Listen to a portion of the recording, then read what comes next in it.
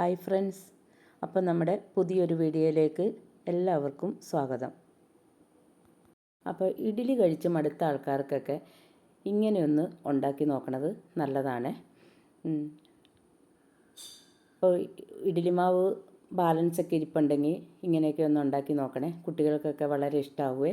അപ്പോൾ ഞാനിവിടെ ഒരു സവാള, ഒരു ക്യാരറ്റ്, 2 പച്ചമുളക്, മല്ലിയില, കറിവേപ്പില, കുരുമുളക് പൊടി, ഇത്രയും സാധനങ്ങൾ എടുത്ത് വെച്ചിട്ടുണ്ട്.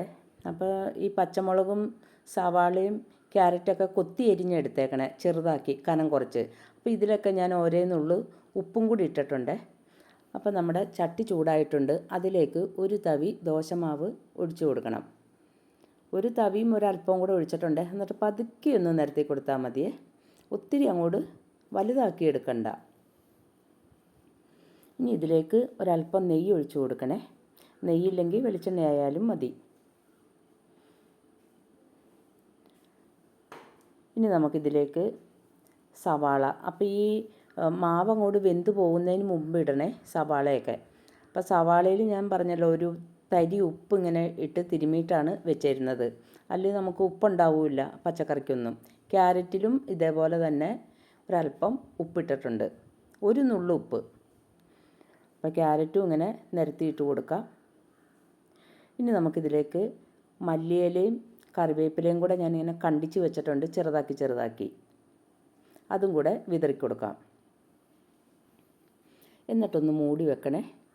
അപ്പോൾ നമുക്ക് മറിച്ചിട്ട് കൊടുക്കേണ്ട ആവശ്യമില്ല, ഇങ്ങനെ മൂടി വെക്കുമ്പോൾ നല്ലതുപോലെ വെന്ത് കിട്ടും. ഇനി ഇതിൻ്റെ പുറത്തേക്ക് നമുക്ക് ഒരു നുള്ള് കുരുമുളക് പൊടിയും കൂടെ ഇട്ട് കൊടുക്കാം. ഈ കൈ കൊണ്ട് എടുത്തിട്ട് വേണേൽ ഇങ്ങനെ നിരത്തിയിട്ട് കൊടുക്കാൻ. സ്പൂണും കൊണ്ട് ഇടുമ്പം ഒരു ഭാഗത്ത് തന്നെ കിട്ടുകയുള്ളൂ. ഇതാകുമ്പോൾ ഇങ്ങനെ കൈ കൊണ്ട് ഇങ്ങനെ വിതറിയിട്ട് കൊടുക്കാം. ഇനി നമുക്കിത് മാറ്റാം. അപ്പോൾ നമ്മുടെ അപ്പം വെന്തിട്ടുണ്ട്. അടുത്തതും നമുക്ക് ഇതേപോലെ തന്നെ കോരി ഒഴിക്കാം. ഒരു തവിയും ഒരല്പവും കൂടെ, ഒത്തിരിയല്ല, ഒരല്പം, ഒരു 2 സ്പൂൺ. എന്നിട്ട് പതുക്കെ ഒന്ന് നിരത്തി കൊടുക്കണേ. ഇനി നമുക്കിതിലേക്ക് നെയ്യും കൂടെ ഒഴിച്ചു കൊടുക്കാം. നെയ്യ് അങ്ങോട്ട് ലൂസായിട്ടില്ല, അതുകൊണ്ടാണ് ഇങ്ങനെ ഒഴിക്കാൻ പ്രയാസം. ഇനി ഇതിൻ്റെ പുറത്തേക്ക് സവാള ഇട്ട് കൊടുക്കണേ. നല്ല രുചി എങ്ങനെ ഉണ്ടാക്കുമ്പോൾ കുട്ടികൾക്കൊക്കെ വളരെ ഇഷ്ടമാവുമേ. ഇനി ക്യാരറ്റ് ഇട്ട് കൊടുക്കാം. നല്ല പൊടി പോലെയാണ് അരിഞ്ഞെടുത്തിരിക്കുന്നത്. ക്യാരറ്റും ഇട്ട് കഴിഞ്ഞിട്ട് മല്ലിയിലയും കറിവേപ്പിലയും കൂടെ ഇട്ട് കൊടുക്കാം. ഇനി നമുക്ക് വേണമെങ്കിൽ ചട്ടകം വെച്ച് ഇങ്ങനെ പതുക്കെ ഒന്ന് അമർത്തി കൊടുക്കാം. ഞാനിപ്പോൾ അതങ്ങനെ അമർത്തിയിട്ടില്ല. എന്താണെന്ന് വെച്ചാൽ നമ്മൾ മറിച്ചിടുന്നില്ലല്ലോ. മറിച്ചിടുവാണെങ്കിലാണ് ഇങ്ങനെ ഒന്ന് പതുക്കെ ഒന്ന് അമർത്തി കൊടുക്കണം.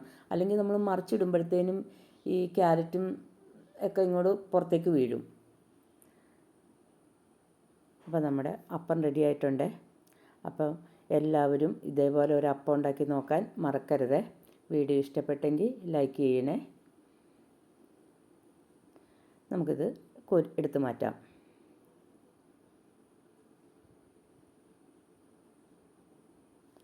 അപ്പോൾ നമ്മുടെ അപ്പം റെഡി ആയിട്ടുണ്ട്. അപ്പോൾ എല്ലാവർക്കും താങ്ക് യു.